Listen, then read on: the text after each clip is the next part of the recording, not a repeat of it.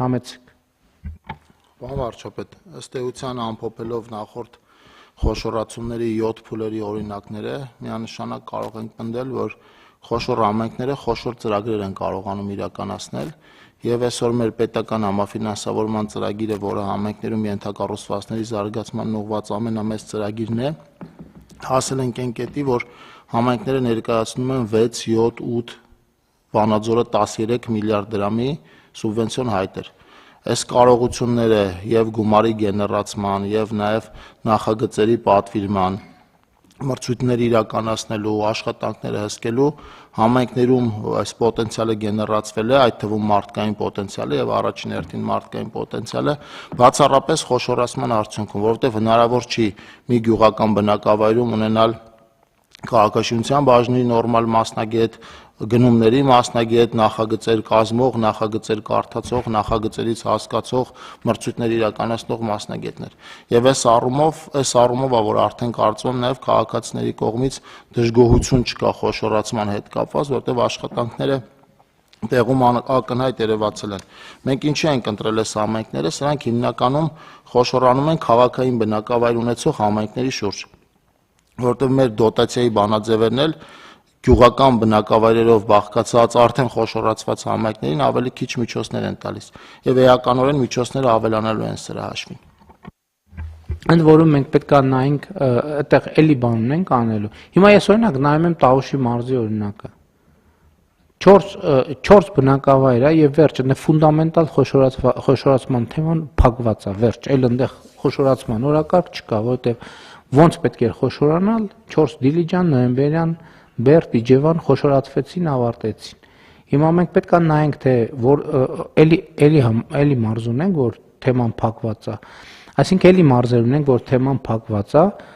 Կարծում եմ, որ արդեն կասկած չկա, որ դա ճիշտ ճանապարհ է, պետք է գնալ եւ հնարավորինս էֆեկտիվ այդ թեման փակել դուրս գալ։ Թեման փակված ենք համարում նաև Արարատի մարզում, այստեղ կա մեկ չէ խոշորացված համայնք ազգային փոքրամասնությամբ, կա Արտաշատը, Արարատը, Վեդին եւ Մասիսը, այստեղ եւս խոշորացման հետ կապված առաջիկայում պլաններ չունենք։ Ընդհանուր ուսումնասիրում ենք բոլոր տեղերի կառավարման արդյունավետությունները։ Այս փուլում պլանավորել ենք այս 9 համայնքների միավորում, որից կստացվի 3, ինչի ենք սա նախաձեռնել հիմա, որովհետև 2027 թվականի աշնանը այս համայնքների զգալի մասում հերթական տիմընտրություններ են, 26 թվականի աշնանը, այսինքն այս տարի աշնանը համայնքների զգալի մասում տեղական ինքնակառավարման մարմինների ընտրություններ են նախատեսված եւ կրկնակի ընտրություն կազմակերպելու անհրաժեշտությունն ենք բացառել, այսինքն իրենք հիմնականում իրենց ժամկետներում կգնան ընտրությունների, բայց ընտրությունը կլինի միավորվածի մասով, առաջիկա տարիների համար միանշանակ նոր ուրեմն համայնքներ կառաջարկենք վերամիավորման համար, այսի մասած տրամաբանության մեջ։ Ընդ որում ես ուզում եմ ելի իմ գոհունակությունը հայտնեմ, որ մենք քաղաքական կամք ենք ունեցել եւ վճռականություն ենք ունեցել եւ ունենք դա անելու, որովհետեւ հասկանում եք, հիշում եք ինչքան նրբությունների հետ էր կապված հազարումի եւ այլն, քաղաքական, մերձ քաղաքական եւ այլն, շատ կարեւոր է, որ մենք հետեւականորեն գնում ենք առաջ եւ մեր համոզմունքները կարողանում ենք իրագործել եւ արդյունքներն էլ տեսնել։ Շատ լավ, կան դիտարկում դրա։ Համեցեք։ Ես մի պարզ օրինակ բերեմ, պարոն վարչապետ, ցույց տալու համար միավորման գործընթացի կարևորությունը։ Մենք 500 մանկապարտեզ ենք կառուցել վերջին տարիների ընթացքում, որոնցից զգալի մասը գյուղական բնակավայրերում։ Այն գյուղական բնակավայրում, որտեղ կառուցել ենք մանկապարտեզներ, իրենց սեփական եկամուտների հավաքագրման մասը 25-30 միլիոն դրամ է, իսկ միայն մեկ մանկապարտեզի լիարժեք պահպանման ծախսը ավելին է, քան 30 միլիոն դրամ է։ Հետևաբար, եթե մենք միավորման գործընթաց չանեինք,